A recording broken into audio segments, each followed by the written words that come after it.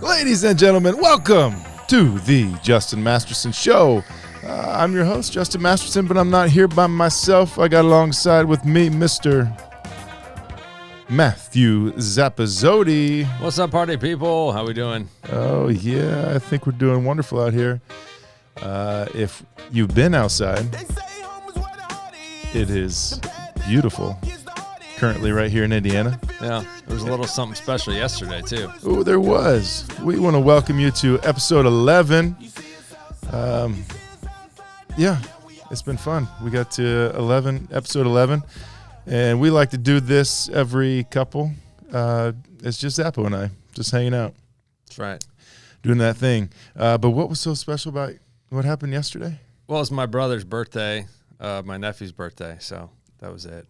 Perfect. And your head kind of looks like your shirt head, not your face head. Yeah. It kind of looks like what I saw on the sun yesterday. Oh, yeah. The moon just going. Yep, pretty much. And for us, we got the full one. Yes. Did you get to see it too? Was it full? full? We were full. So my wife, we weren't believers in the majestic totality thing, people driving and flying all over the country, all over the world for this. Right. But then once we saw it, we are in Indianapolis, and we got the totality, and some people around Indianapolis did not. And we spoke to them, and they had a good time. And we just thought it was a good time whether we got to see it or not. But if I didn't get to see it, I'm super disappointed now that I've seen it. Right. So right. Next time this happens, we're going to see it. We're going to be the ones traveling around. I don't know how far, right? But we're hooked. We're believers. Yeah, I mean that it makes total sense because it was pretty cool hanging out and seeing it, how the darkness slowly came, and my wife kept being like, it's not going to get dark. And I'm like, babe, it's not even the time yet. Just wait. And then there was a moment when she was unsure about it where it slowly darkened. Now it was like someone just hit a little bit of the dimmer, and me and the kids were outside. We were all playing catch and doing some volleyball, and I'm like, it is darker. They're like, no, it's not. I'm like, it's definitely darker. You may not know it yet, but it's definitely darker. And we're looking up with our little shades. Should have brought those puppies. Little shades. Oh, yeah. And you can see that it was halfway. It's halfway through it, and then what was really cool for the wife was as it got more covered, the automatic lights started coming up. Nice. And turning on around. So you had the whatever lantern lights by the driveway, and then people's lights up on the front porches just started turning on, and then sure enough, it was dark. Yeah. I mean, it was pretty impressive. It was pretty cool. 3 minutes flew by. I hope y'all that got to see it had a good time. If you didn't, I know you're one of those non-believer believers that you had a good time, but you don't know what you missed. As my buddy Jared Stimpson said, it's great where you can see something so beautiful, and now everyone is going to post their horrible pictures of it online because it doesn't do it justice. Just go to NASA.tv or whatever they have. They have some spectacular shots. Yes. Yeah. They have some expensive equipment to do so. Yes, they have very expensive equipment, and it is so it was pretty cool, and hope you got to check it out.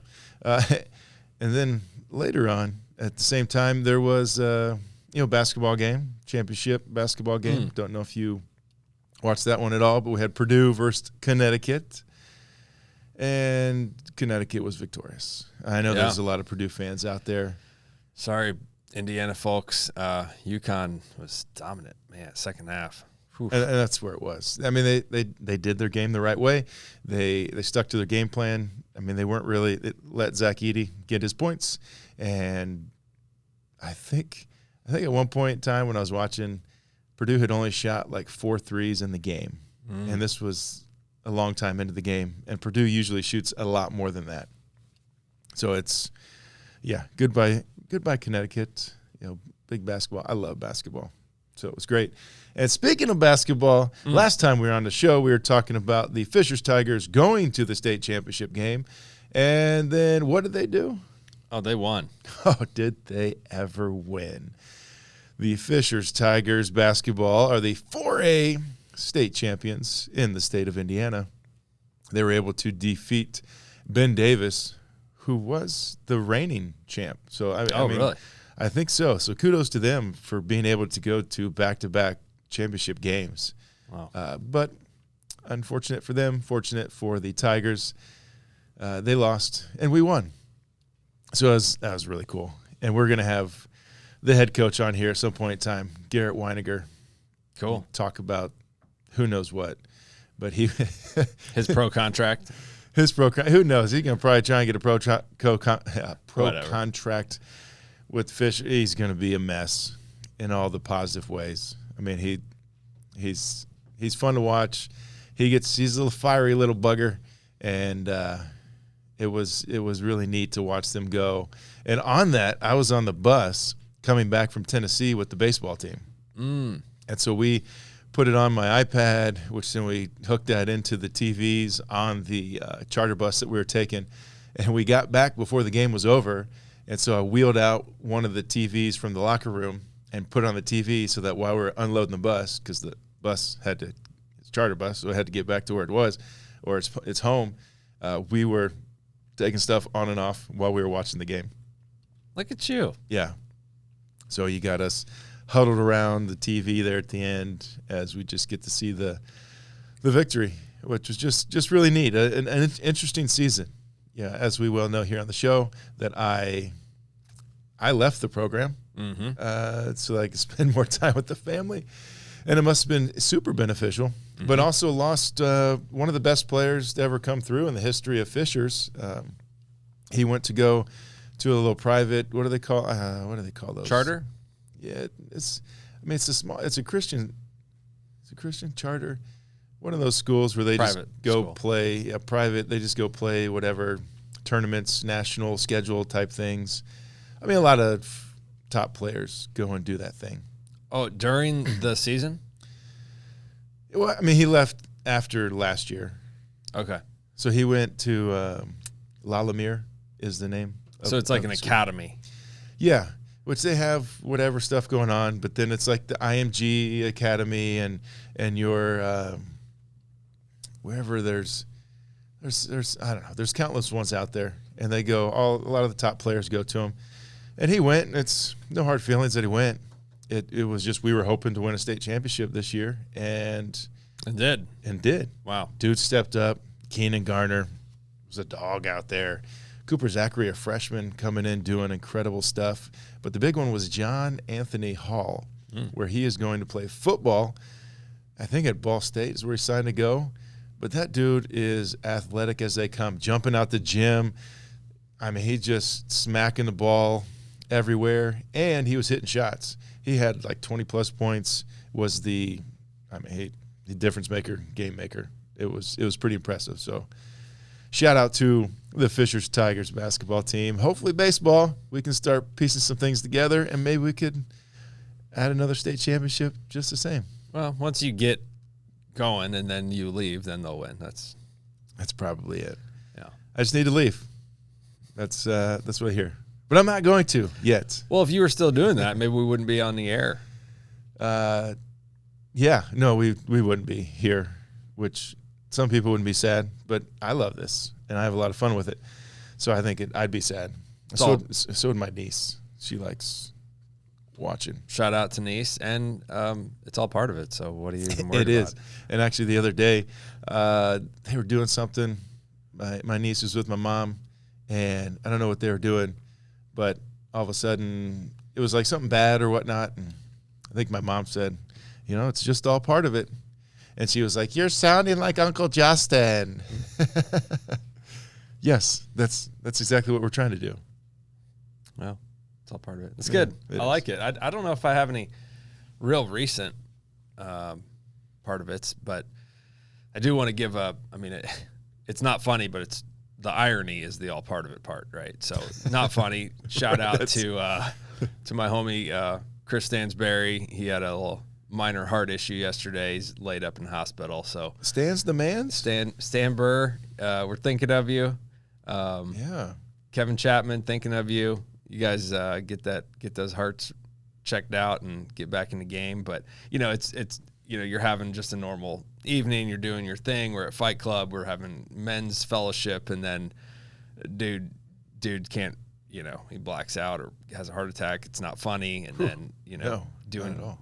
Luckily, we had great people there to support. But it's like, okay, well, just had a dude rush off to the hospital. I guess it's all part of it, but it's not fun. So some of those, the irony of yours can get funny, and some of it's like, man, life's short, and you have no idea what's coming around the corner. But they're doing okay. They're stable. Good. I thought I saw something come across the wire. It said Stansbury. I didn't know if it was my guy Chris, but yeah. Okay. Yeah. Yeah, man. Thinking of you, bud. That's crazy. My pops too. Yeah. He had a little heart stuff. He had bypass maybe 10, 12 years ago now. And so always a little weary of what's happening. And so he went to the hospital for a little bit, checkups. He's got something coming up here soon for another test just to make sure.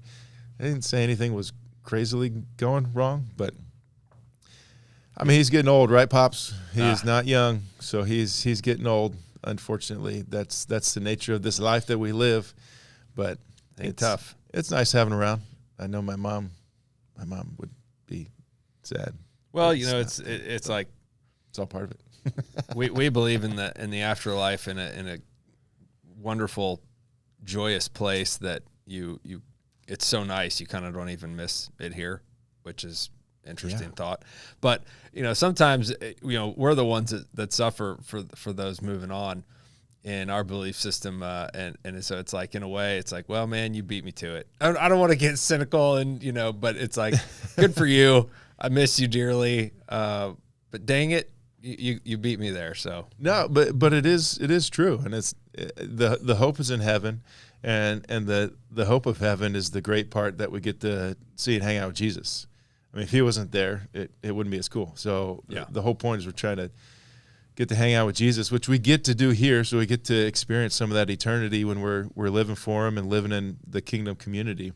But we get it physically, actually, when we go on. And so what I think's cool about it, though, is Jesus was like, what you do here actually matters, and I actually don't want to leave. So he wasn't rushing off and then like, hurry up, guys, let's go. And that's kind of the beauty of he actually has a plan and a desire for you to live here and live to the fullest and bring the kingdom, which is already here, to others. And there's just so much. Yeah. Your time here is not wasted. It matters. Yeah. No, I mean, and that's a great point too. And it makes me. This shouldn't go here, but I'm watching this on Hulu, Shogun.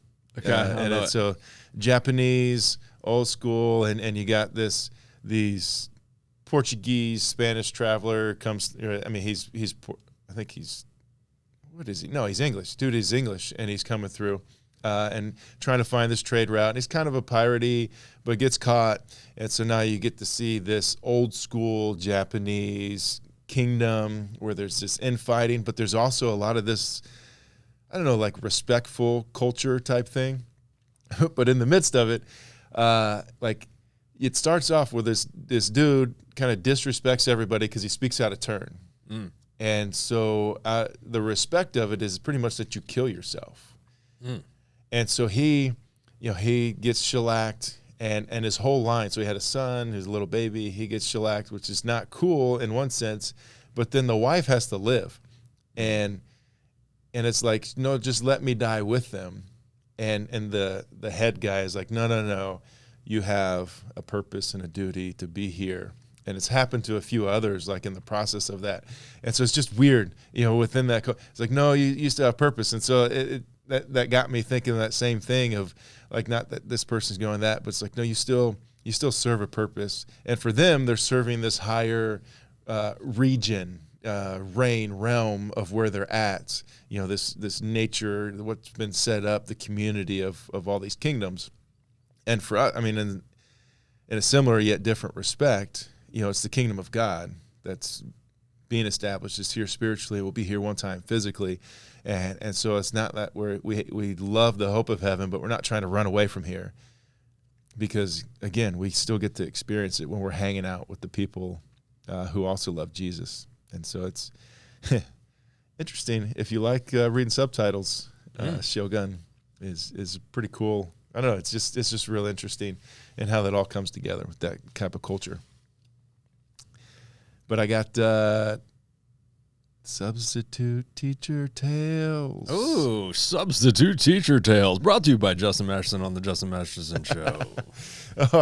And this one, happened quite a while ago, but I was looking through some of my notes, and it's like I gotta bring this one up for today. And so it all starts where I'm going into sub, and while I'm getting in there, we got the first bit I get in there. One of these girls is tearing up, and she's just like, "Mr. Masterson, so and so stole my special markers." And I'm like, "Wow, already in the day, like somebody's already stealing markers," and so then I go over to the girl that she accuses was stealing her markers, and I said, "Hey, she said that you possibly took some of her markers, and she was just wondering if you'd be able to give them back, and then we can go on with our day and whatnot." And the girl looks at me, and she's like, "What? Like, I didn't take her markers." I'm like,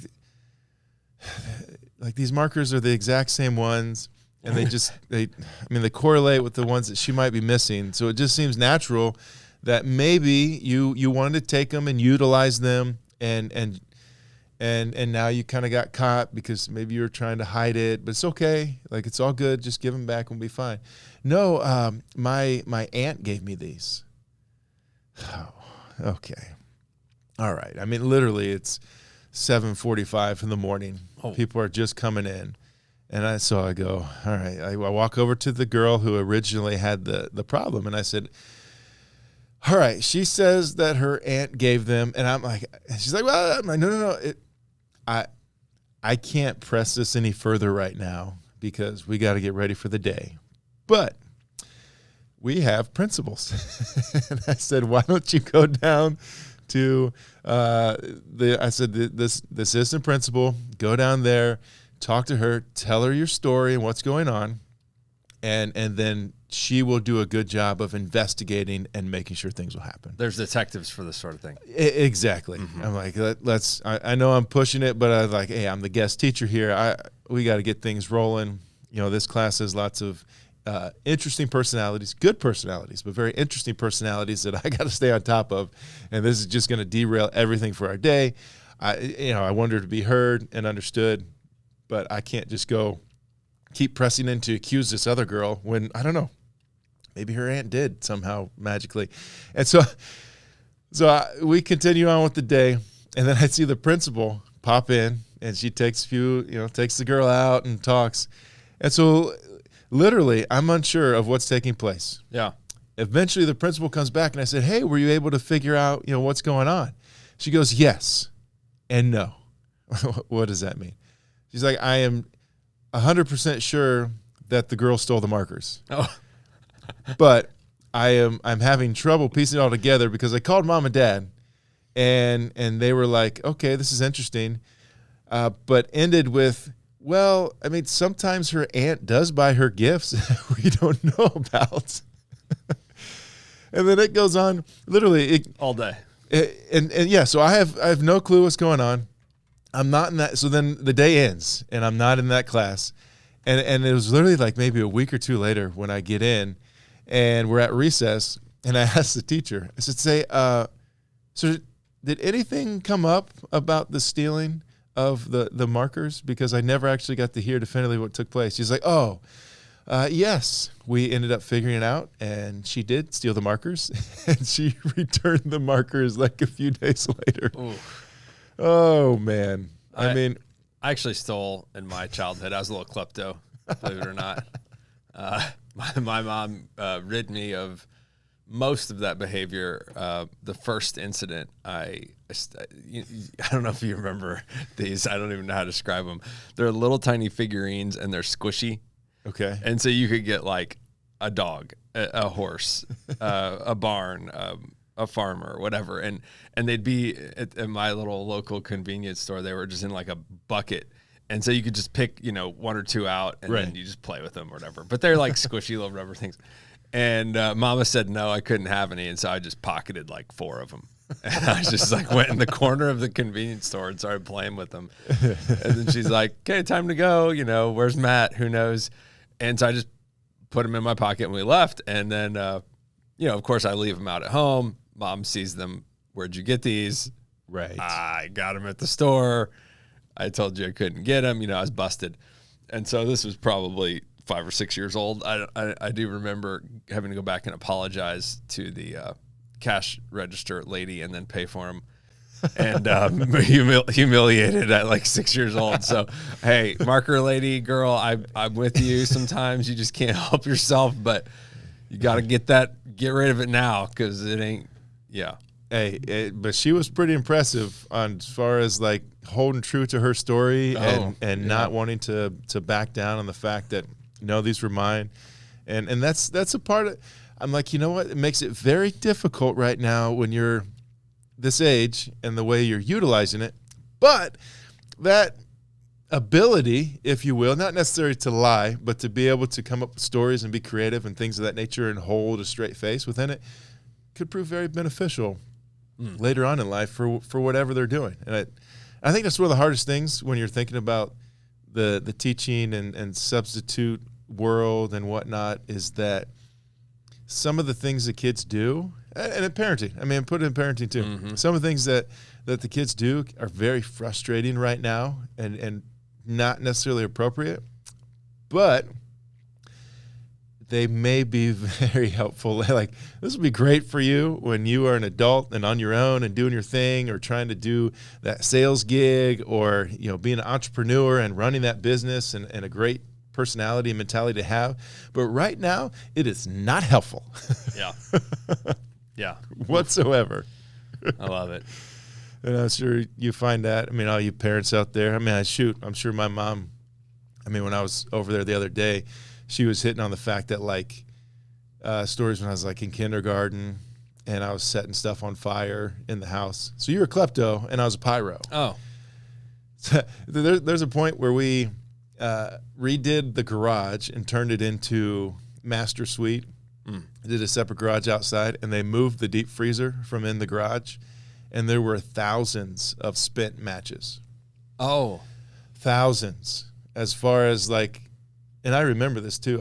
You had those little packets. Yeah. And the soft ones, and I just watch it. Throw it back. Don't worry about residual heat and nope, sawdust on the floor, and not whatsoever. I like to flick them off the hard box, and they spin up and light. And, yeah, I didn't go that far, but yeah, we found of those. Yeah, pyro's in there. It's actually I love making big fires and stuff like that. We've done a few. We have. Yeah, we're gonna do another big one here 2 weeks. We got another Fight Club men's event, and it'll be 20 some feet. It'll be a good one. Yeah, it will. Out there midway, right? Yeah, come on out if you want. I mean, you, but not the guests. Yeah, not the rest of you people. They don't know where it is. But fine. you. It's in the secret woods. I will give, coming up, again, Garrett Weiniger, have on the show sometime. Also going to have Shirlene Grace Isaacs on the show at some point in time. She is somebody from India, young lady who's helped me with some India filming stuff that we've been doing that I haven't talked about yet, but eventually we'll talk about. But she is getting in town tonight.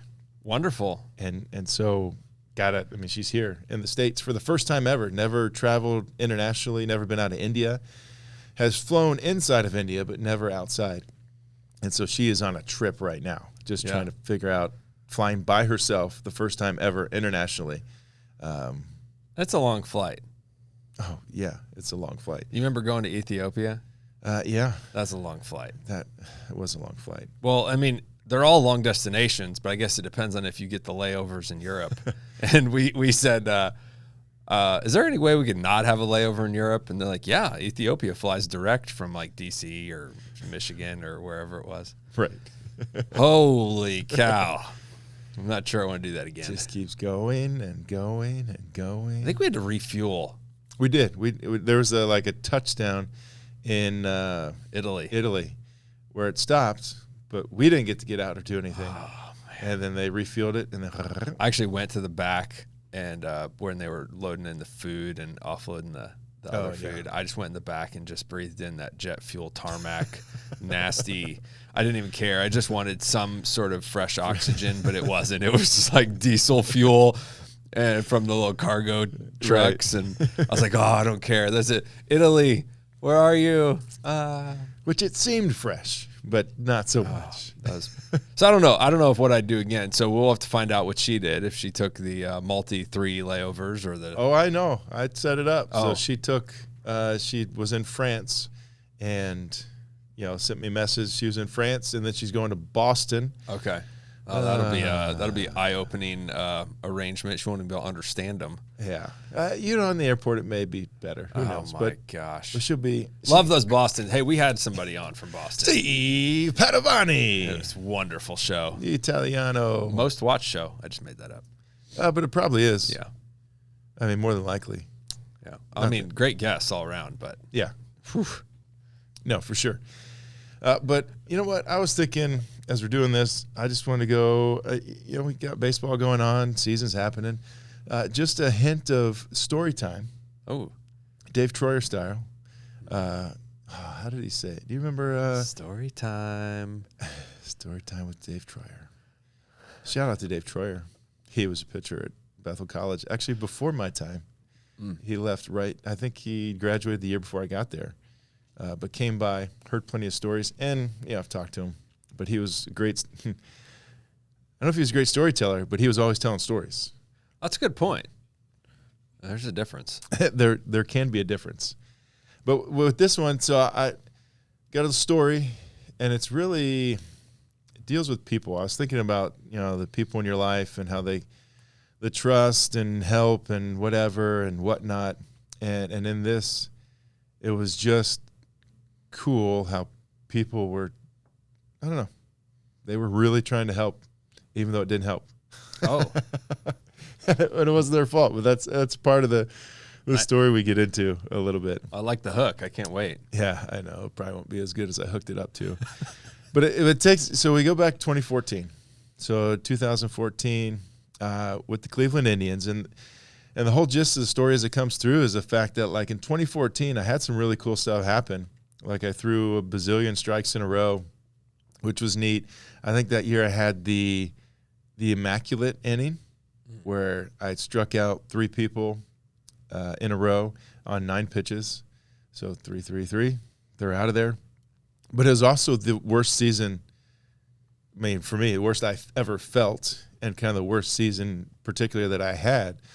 And while we're going into the season, like 2013 was an all-star, so all this leads into we're coming into this season, and I'm feeling okay. Like, had a little shoulder soreness going into it, but I thought I'd be better than I was, and as I'm pitching, it's just not coming out the same. Like, I went from throwing 95, 96 to 89, 88, 90, maybe, at the peak, and it seems like I'm throwing underwater. Everyone's just like, just throw harder.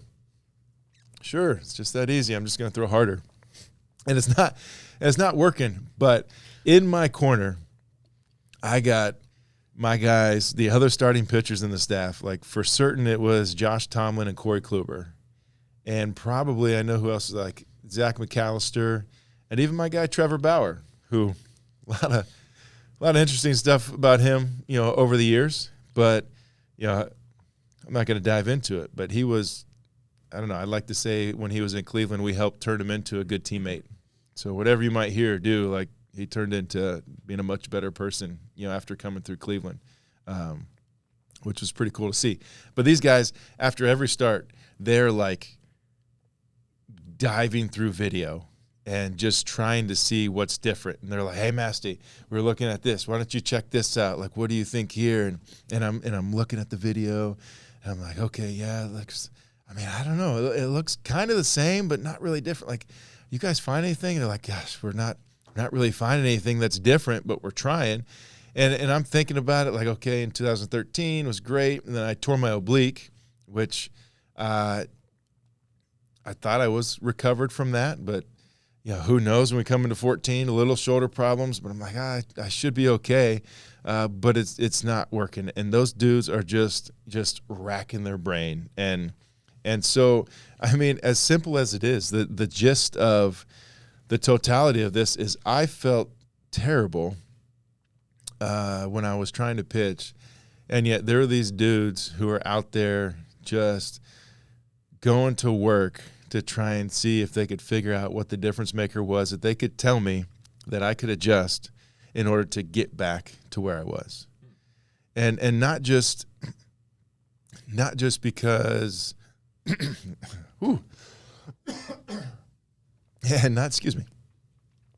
and not just because, shoot, had I pitched halfway as good as I did the year before, we would have been in the playoffs and probably doing something incredible. But literally we didn't, because I was more or less not there. I mean, I ended up going on the IL, as they call it now, the injured list and those type of things. But these guys were going hardcore to try and figure out what to adjust. But there was an issue that it didn't matter what I did, because as much as we looked at what the mechanics were in those things, I wasn't physically strong enough to be able to do the things. And what do you mean by that, right, Zappo? That's what you're asking. I mean, you're kind of a strong guy. Yeah, and well, what ended up happening is, as much as I tried to adjust mechanics, because of the weakness I had in my oblique, I couldn't hold, because I think, I mean, we're not going to get mechanical about it, but one of the things was just like I couldn't hold myself down the rubber. And then when I got there, I couldn't just unfurl and unleash, the honker that I wanted to. And so literally, as much as I tried to, it wouldn't happen because I was not strong enough to be able to do it. And instead of taking the moment, so then I self-reflect and look at like, well, I guess in spring training, I adjusted the way that I was lifting, because, when I was lifting in a certain way, it like, I felt a little tweak in that oblique back area. And so then I quit doing it. And I was like, all right, I'm going to do something different instead of that. So instead of just like sitting there and going like, you know what, I tweaked that, there's an issue, I need to resolve this, I tried to be the tough guy and push through it, which again, there's moments for that. But then when I found out that like, my mechanics are roughly the same, I just can't get to the exact same spot, even as much as I'm trying. And it's pretty much because I don't have the actual physical strength to do it. Well, I probably should have in that moment sold out and been like, you know what, there's this, I probably should start doing this, but I didn't. So therapies, or just getting the professionals to look at it, determine you're fine, you're not fine, those things you weren't willing to. No, because I wanted to be that person who was like, no, I'm good. Like, I'll figure this out. We're going to get through this. And not even because I'm hoping for a contract after this. It's no, I'm getting paid good money. Like, I don't want to even, it's not even about the money, but I don't want to let my teammates down. And right now I am. And so I'm trying to do everything I can to, lead and set the example of what it looks like to do great things. And it's not happening.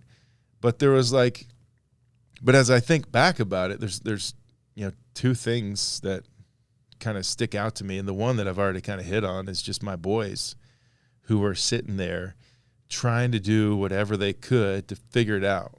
Like, there was a love and a care of like, we know there's a problem. We know there's something happening, but we don't know how to fix it. And so what can we do? How can we help? What's going on? And it made me think about like, you need to surround yourself with good people. Which is simple. We talk about it all the time, but this also aspect has come into me, and I don't have it like full drawn. So maybe you can tell me what you think about this. Not only do we need to surround ourselves with good people, but you also have to be a person worthy of being surrounded by good people. What do you think of that? I don't know. Worthy of surrounded by good people. So they have to be good, the first part. I mean, you want good people around you, right? Because if you got turds, then that's not helpful. It's not good for you. So we can quantify good in a lot of different ways, but let's just go with moral, good at the trade, good to you. Yeah, high character, good. Yeah. Okay, just kind of general people that should be influencing you. Yes. But then you should be one that is good enough to influence others. You should be one that's good enough physically in your stance, morally, beneficial friend. Is that where you're going with the second part? Yeah. I don't even know if I'm thinking about you have to influence it, but that is part of leadership. But the idea that you have the character and the, I don't know, the want to, the work hard, the go get 'em for people to go. Because some of this is coming in of that idea, which it still kind of is racking my brain a little bit. And I don't know if we've talked about it on here, but when Victor John, this guy I met in India, where he just kind of gave the phrase, like, it's not necessarily totally about your faith in God, but his faith in you. So that brings up a point of he must think you're good enough.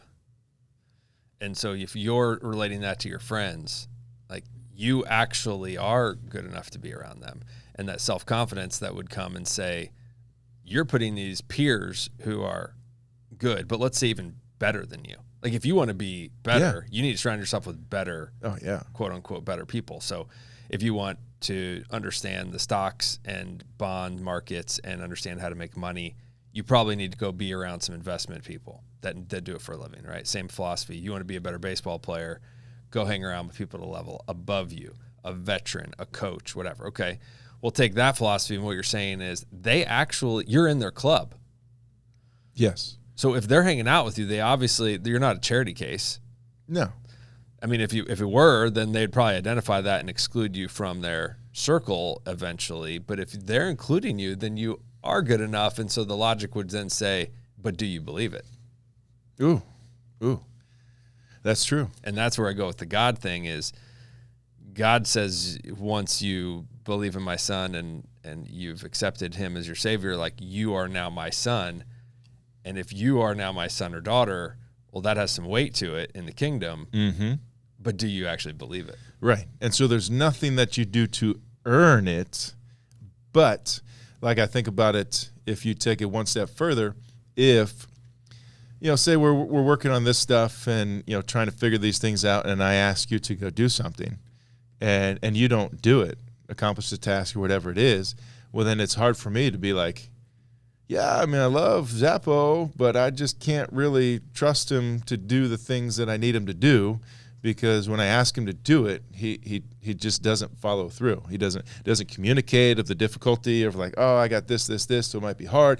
Nothing. I hear nothing. It just doesn't get done.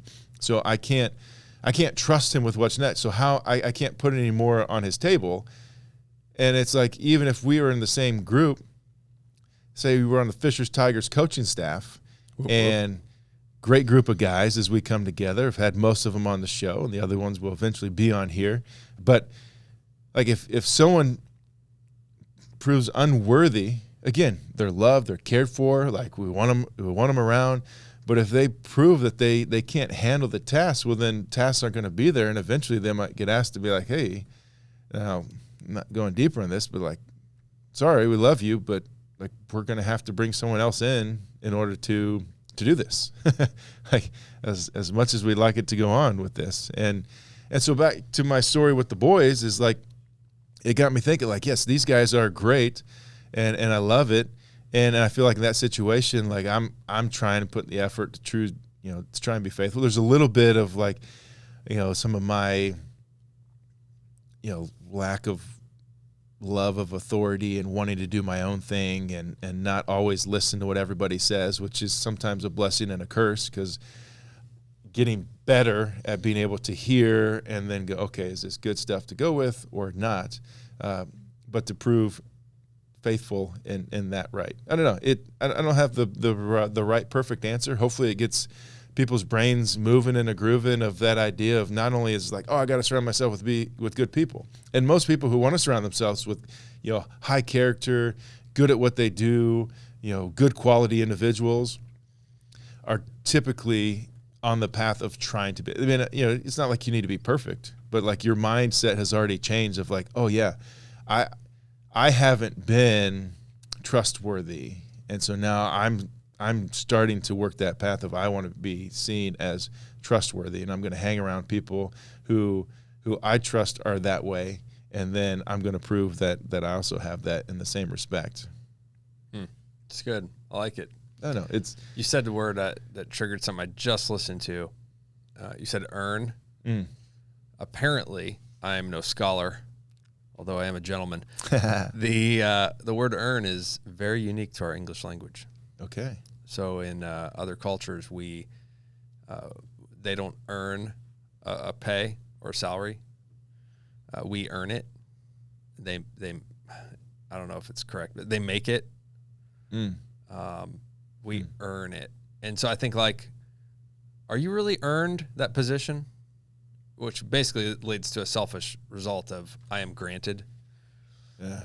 So that friend circle. Okay. Yeah. I deserve to be here. Oh, that's not bad. You should. Yeah. Okay. I agree with that. I earned my spot to be here. Ooh. That's something you did. And we tend to be a little more selfish here. So makes sense. But it also makes me think of how can you be, I think I said this, how can you be confident in who you are and where you're at, but also humble enough to listen for the things that you don't know.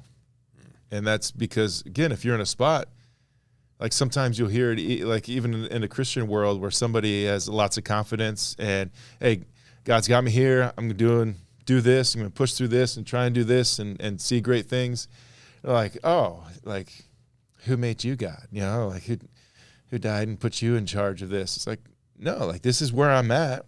Like I'm sorry that you don't have the ability to be confident in the skills that you've been given, but also still humble enough knowing that this is a gift, that I haven't earned the right to do anything. I've been given this right and this opportunity. And so I'm going to take full advantage of it and give the best that I can. Again, not because I'm trying, and I think this hits even better, not because I'm trying to earn it, but because I've been given it. To your point of, when you're in the family of God, you're a child, you're all this, like you've been given that title and role through the adoption into his family.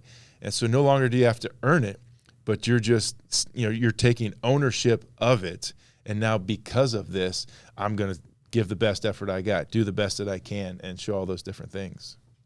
That's good. Because, and it made me think, and this is my last bit, physically strong, but mentally. So physically, and we need those good people around us. But this other thing that pops up is the mentality that comes in. Because as I said, I'm just trying to push through, ignore a little bit, of what they're saying, and just it's the midst of the season. I don't want to adjust or change or do anything. Like I'm going to figure this out and just go, and whatever happens, happens. And not, a little bit of selfishness was for sure in there. And so we talk about all the time, we want to get mentally, and mentally is for me maturity. And some of our common maturity holes that we find are, well, I'm going to say 4 of them, because we got these physical problems that come. And so these maturity issues that come, like the first one that comes is avoidance. And so when you don't learn how to endure hardship well, you start to avoid tasks.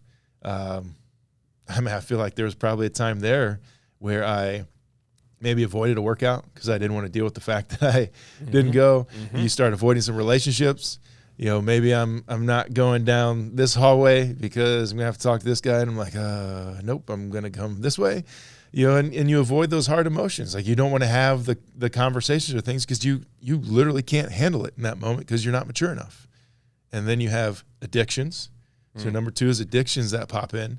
And these are the pseudo joys. So the fake joys, artificial, they're the non-relational replacements, which I thought was interesting because we turn to these when we feel alone and overwhelmed. So, I mean, I'm not sure what addiction, but I imagine I probably sit in the hotel room, didn't want to go out with people and hang out. So I'm just watching videos instead of doing anything, just playing video games, just scrolling on my phone, which you have avoidance, but then that addiction comes in where I just keep on doing it and doing it. Because why? Because I don't have to have any relational capacity with you, Zappo. I'm just in my own little world because it's difficult and hard and I don't want to deal with it. And then you get, anxiety that comes in, as we always talk about, like trying to raise that capacity for the boiling point. That's how maturity comes in, raise that capacity. Well, the anxiety comes in because we got that lower capacity, and it takes less to feel overwhelmed. And it just takes us, it makes it difficult. And that fourth one that is very common for our maturity holes is anger. We know anger a lot, not always in our world, but in our sphere of where we're at, dealing with a lot of guys. And that's just the short fuse. Again, that same idea. For some, that lower capacity turns into anxieties, which, I see that a lot in the females. It happens in the males just the same. Plenty of anxieties there. But the short fuse and how men respond a lot of times is with that anger. And it just pops in and goes. And it's crazy. Well, as we learned with one of our guests, Mr. Larkin, if the anger isn't then who you have around you, if it's not quelled or tempered or put in a place that makes, okay, we had some anger, but that's not actually healthy anger, that's not justified anger, then that breeds this, well, it was rewarded. No one corrected me. Right. And it doesn't even have to be a military thing. No one corrected me, so therefore, next time, I'm going to prove my point even more. And so I'm not a default anger person, but when I do get angry, who around me in my circle is big enough, strong enough, close enough that will actually say, that's not how you act. And so if you think about the people in your circle, if they never can confront you, you're in the wrong circle. You probably are the confronter, and no one else will man up or woman up or whatever you want to say to you. Right. Well, then you're not in the right circle because you're not going to grow out of it. And it's not about like micromanaging a friendship. It's just like, no, man, there was some behavior I saw that like that's not cool. And I've had that brought up to me, and I'm like, good. That means that someone is recognizing like, that's not how I want to be. And if I'm in your circle, then I don't want you around me. And back to if we have those great friends, that good people we're surrounded with, like that's going to happen. And that maturity is a piece of that puzzle because on both ends. So if we're saying, hey, our faith in them, because we see mature people who can come to us and have these conversations, but then also can ourselves. I got you, bro. Man, It's getting you. I don't know what it is. The time we're doing this, all the stuff moving around, but those different, the different ways that's put in of that maturity to be able to come in and one for them to talk to you about it, and then for you to respond because sometimes they talk to you and they're not actually doing it maturely, but we're able to when we gain that maturity to listen to it and not allow it to affect us in that crazy type of way because we're like, oh, okay. Not a good tone, but I hear the words that were being said because I've learned to be unoffendable and take out those tones and go, is there something true to this? Interesting. And I don't lose myself because I know who I am. I'm still confident in who I am, but go, oh, maybe there is an adjustment that I can make in that and do that. Because our goal in all of this is when we see those things, the avoidance, the addiction, the anxieties and anger, that we can like sift through and self-reflect, which is not a good, we're not very good at that, especially in the States or in the world in general, and go, oh, are those showing? Okay, though I got some maturity holes there, so we can work on some things because we want to have smaller joy gaps. And a joy gap is the amount of time between our shared states of joy. And because our body sees joy as relational, somebody's happy to be with me. And so when those get longer and longer apart, it's easier for us to feel that aloneness and overwhelmedness, and we fall into these maturity holes. And so we're trying to have those joy gaps. The time for us to return to joy, like you were talking about, when someone calls you out on something, and that can lead you down a pathway, or you can hear it, talk about it, and then get yourself back to joy because like, I'm still loved, I'm still cared for. Like, yeah, I'm not trying to earn anything. Again, hard for people pleasers to work in it because they're always trying to earn something. Like, I'm not trying to earn this. Like, no, we have this relational capacity. Okay, all right, now I'm back, and we can share these, relational states. And what's interesting is this is like a little heady, but it speaks so clearly to us, and I hope the audience can see yourself in this conversation somewhere. Right. But what's so interesting is a lot of people draw the conclusion of that must be nice because I don't have friends like that. I don't know how to trust people. They don't trust me. And so I live in an isolated bubble. And it's not about being so far addicted in my ivory tower. I said isolated in my ivory tower that I can't see people. It's like, well, it didn't work the last time. And so as an encouragement to others, like, we have a special relationship over 20 years, but I have been burned plenty of times by 20-year friends, 10-year friends, and 2-year friends. Yes. So, I mean, Me too. So it's like, if it doesn't work, that's not the end for you. There is hope, but you do need to recognize that the quality of this individual in your group, you need to have some metrics of what makes a good friend for you. And your relational capacity is going to be limited. Like, if you're a mom with kids, you just know you won't have time to go deep. And so finding a mom with fewer kids or no kids that has they're grown and gone, that has the ability to pour a little more into you because you don't have that relational capacity to be equal, like, that's actually a good thing. That's a positive thing. Yeah. A mentor in that relationship will actually be life-giving to both of you. And so, in guys' circles, it's like, well, I travel for work, so I don't have time to socialize, and I need to be home when I need to be home. Okay, have you ever picked up the phone beyond a text and just called someone while you're driving? Right. Well, that's my time to listen to Audible and podcasts. Okay, well, relationally, though, you're lacking.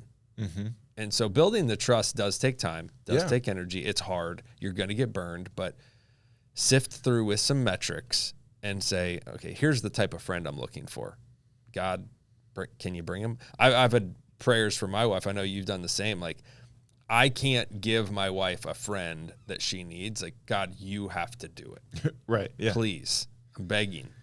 And that can happen for sure. Has happened. No, absolutely. And one of the groups I go with, and I'm not going to dive into it at this point because we always go a lot longer than I get to start talking, get into real stuff. But, you find out the group identity. That's what kind of defines us. I mean, one, you figure out your identity, and then it leads into your group identity. What, who are we? What is it like us to act? Or how is it like us to act? And so once you figure that out of like, okay, who am I? And then what is it like me to act? And then my group, so who are we? And what is it like us to act? And so then when we're not acting like that, then we know that people are able to go like, hey, you okay? Because it's not usually how we do things. And not in that legalistic, crazy, just rule-following type way. It's like, no, I've noticed something about you that's a little bit off. You're doing okay. And then able to work through that and have that. And, of course, you have to be around people to know that. And that's how you build these little bit of joy states. But one of the baselines, which I talk about all the time when we're trying to get into this, because I'm not just going to leave you hanging as far as like how do we build some of this joy to continue these things. And the big one is appreciation. I said it before. I'll keep saying it because it is a great one to do. And the goal of appreciation, and I think today I'm saying it better than I've said it before, is to let yourself live in the feeling of gratitude for several minutes at a time. So that's the goal, is because when you're feeling gratitude, when you're appreciating the things around you, it's hard for you to be ticked off and frustrated and mad. And so we think of these special moments, memories of people, interactions like sights, sounds, smells, and textures and tastes that spark a smile. So if you can think of those things, of course, remembering and feeling activates your relational circuits, because a lot of times what takes place when you have these maturity holes, you got this switch and your joy switch, it goes on and off. And so when it turns off, like those holes are showing big time. And so we're working to flip that switch back on. And so that we can be relational, get those circuits going. It helps us think and move and be creative and all those different things so much better.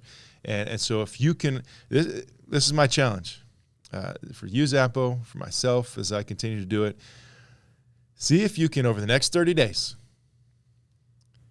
trying 3 times a day for about 5 minutes, sit in appreciation.